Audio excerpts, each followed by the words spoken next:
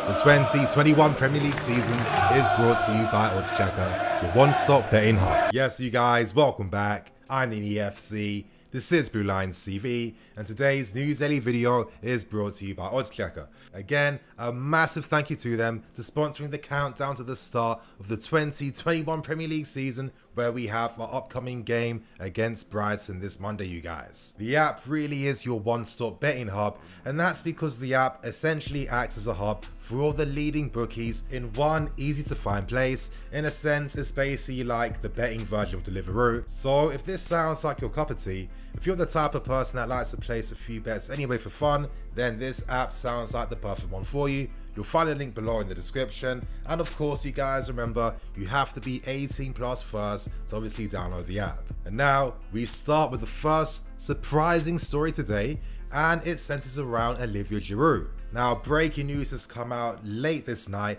and that's the fact that Juventus have made Giroud one of their #1 targets. Well, potentially one of their #1 targets. Some news came out earlier this morning from Simon Johnson from The Athletic, and he reported that maybe these reports suggesting that Olivier Giroud signing a provisional 2-year deal may be a bit too premature right now. Simon says that Giroud understands that he has a key role in the team on and off the field. Giroud feels that being the profile of a target man, he's going to get game time because Werner most likely may be playing off a striker, and Simon reports that Giroud would be happy if our team is mounting a title challenge for next season. Now things get pretty interesting because later tonight at 6 PM, Giroud is going to be interviewed on French TV where he is going to discuss his future. So could there possibly be some more twists and turns to the story? We are going to find out. But you guys, of course, due to the reports that came out late last night, I think it's worthwhile just going through them because I get this sneaking suspicion that this Juventus interest may be more concrete than we believe. Juventus recently signed Weston McKennie from Schalke. And because of that, it means that Weston McKennie took up a non-European spot, and it means that Juventus are currently out of non-EU spots. They are hoping right now that Luis Suarez is able to get an Italian passport due to his wife, but if that doesn't work out, which is natural in football because sometimes things just are so unfortunate and so unlucky, they are targeting 2 alternatives instead. One target is Moises Kean on loan from Everton, and reports are saying that Everton aren't particularly too impressed or happy by Juventus showing interest. And for the second option, it's our striker in Olivier Giroud. Now it's looking like talks have progressed even more than we expected. Olivier Giroud has signed a provisional contract on a 2-year deal worth €9 million. This means that if the deal goes through, Olivier Giroud will leave and he will sign for Juventus, and it seems like the club are happy with that because as long as Juventus pay a €5 million fee to sign him, he's their player. Surprising news, big news you guys, and I'm going to give my thoughts and opinions. Now, Giroud really impressed me last season. You know, he waited for his opportunities to play, but when he did, he showed his qualities, and he showed the qualities that made him one of the best target men strikers in world football.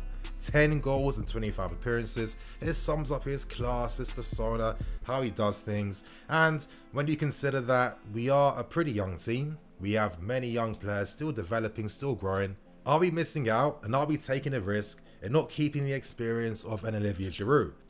I possibly think so. I think that especially in the Premier League, there's always uses for target men strikers. We've seen it time and time again, and I think that he could benefit us for this season. But I also think another reality is we are hoping to raise funds to make moves for bigger targets. If this means potentially sacrificing Olivier Giroud, who, you know, has a big wage, his contract's quite decent, and of course, you know, he can generate some transfer income as well.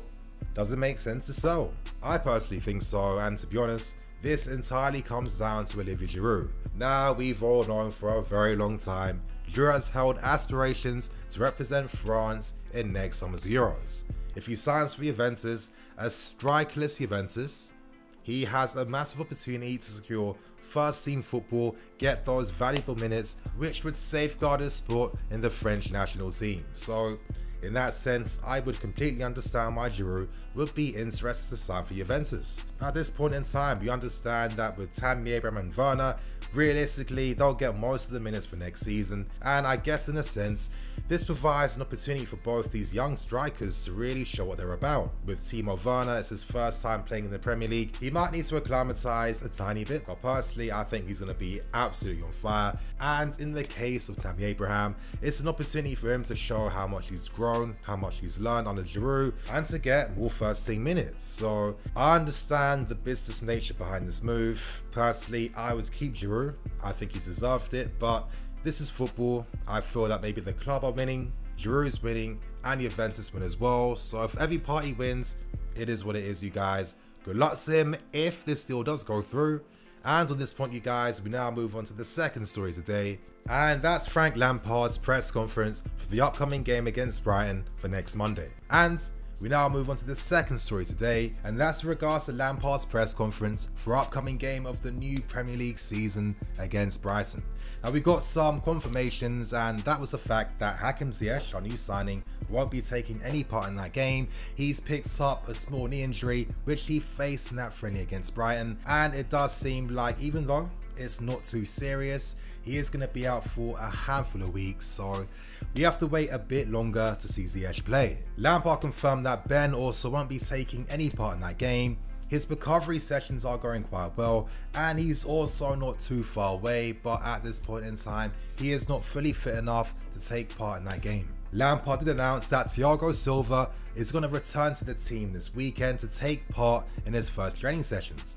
Naturally, with how the UCL really continued on into the August month, Silva's been on holiday enjoying time with his family, and he was allowed to come back a bit later. It does seem though that Silva won't be too far away either, and when it comes to injury news too, Billy Gilmour is still a few months away from making his return back. Now, very unfortunate that another top young talent picks up another long-term injury at such a young age, but you know, it happens in football sometimes, and if anything, his recovery also is going well, and he should be back not too soon. So, I guess with more positive news, we've heard that Azpilicueta and Christian Pulisic are going to be available again for the game on Monday. So, hopefully, I'm going to see Hudson-Odoi and Pulisic forming an attack together alongside Werner. I think that could be a very exciting attacking lineup to see. Lampard took the opportunity to use his press conference to clarify some rumours suggesting that Mason Mount was not happy by the signing of Kai Havertz. Now, this is just absolute nonsense, a fabrication, a complete lie. There's not one bit of truth to things. I'm telling you guys, if anything, Mason is excited that Kai has signed for us. So Lampard clarified that, and to be honest, they were the main important things to take from the press conference today. Great news here that Christian is back, our new number 10 in action, and if anything, don't bet against him not getting his first score of the new season against Brighton. And now, we end things with the final story for today, and I want to speak about these FIFA 21 player ratings for our new signings for next year's FIFA. Now you guys, I was just on the timeline, just doing my thing, preparing for videos, and I saw some very interesting trends. As we see here, Thiago 85, you're thinking, what the hell is this? And as we see, some of the ratings for the new FIFA 21 game have come out. We know how EA do things, you know, the top 100 players, their ratings get revealed as if it means anything, because the reality is they give all the players lower scores because they're trying to sell more packs, you know, more special cards, more anything to people to obviously boost those ratings up. So it's incredibly artificial, and I guess when you guys see the ratings, I mean, it's obvious that this is what they're doing. So let's continue on, you guys. As we see on screen, we have the ratings for 6 players: N'Golo Kante, Havertz, Ziyech, Werner, Thiago Silva and Azpi. Kante is our highest rated player for FIFA 21. His rating has gone down by a score to 88. And for the other players, we have so many 85s. Now, the biggest mind-blowing 85 is Timo Werner. I still don't understand what I'm looking at. And the biggest surprise of all of them is Timo Werner. I still don't understand what I'm looking at. I mean, you can't have the season Werner had last year and not be higher than 86. It doesn't make any sense. His rating has gone down by a level. And I get the argument that, you know, when Werner's rating in the last year's FIFA was 83, so naturally it means that, You know, technically it's still a big boost because now he's 85, but it can't work like that. Huh? It can't work like that. Are you mad? Giving him an 85. Personally, I was expecting at least 87 minimum. I'm looking at the stats here. I'm seeing the balance is kind of dead. Maybe balance might not be too much of a big thing in next year's FIFA. We'll find out. Curve being 70. I mean, it feels like they realize, you know what? Varner's going to get a lot of special cards next season potentially. Let's not give him a crazy score right now. So by the time like the game's halfway through his phase, he's got like a 95 card already. I understand that, but it doesn't make any sense. It's still not right. But anyway, we continue on. I'm now going to move on to Kai Havertz. We're going to go on to Hakim Ziyech 2, Thiago Silva's rating, and Azpilicueta. Now with Havertz, they've given him an 85, as we see it, 84 pace, 81 shooting, 85 dribbling too, 79 passing. Ooh, I think the passing is slightly kind of lower, especially when I'm seeing things like crossing being lower, long passing being under 82. It's not making too much sense for me.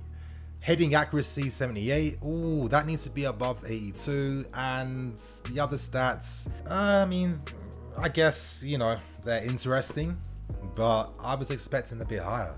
I was thinking at least 86 minimum. No, that's not the case, and we do move on to Hakim Ziyech. Now, I'm sorry, I'm disappointed.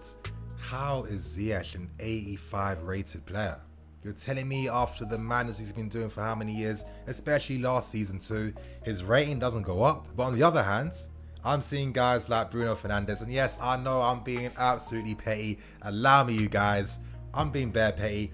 But when I'm seeing that Bruno has higher passing and higher dribbling than Ziyech, how does that make sense? How are you giving Bruno higher passing than Ziyech? It just feels like it wasn't done fairly, and that's what really annoys me about these ratings. On top of that, you guys, what Ziyech and Kai are both cams. So realistically, what team can you build with using Chelsea players? Absolutely mad. But to end things, we move on to Thiago Silva, of course, because he's old, he's signing for us. He has to get a massive pace decrease, and 59 is really poor. Literally, it was like, what, 4 weeks ago that he was playing in a UCL final. I didn't see his pace getting affected, but I guess new FIFA, new rules. Okay, I guess he's got some interesting, I mean, to be honest, he looks like SBC fodder, let's keep it real. And moving on to the other player rating too, in Azpilicueta. Now it seems like he has got a slight boosted rating. No, I think Aspi was 84 last year. He remains to be 84. He's lost even more pace, and I guess the only thing I can say to this is, please EA, give me a decent rating for Reece James. Please do that. I'm planning on making content surrounding a Chelsea team for next season. I think you guys should enjoy it. Let's see what happens. And anyway, you guys, that's going to be me for today. Remember to like, comment, and subscribe. I'm NiniFC. This is Blue Lions TV. I'll catch you guys later with some more video.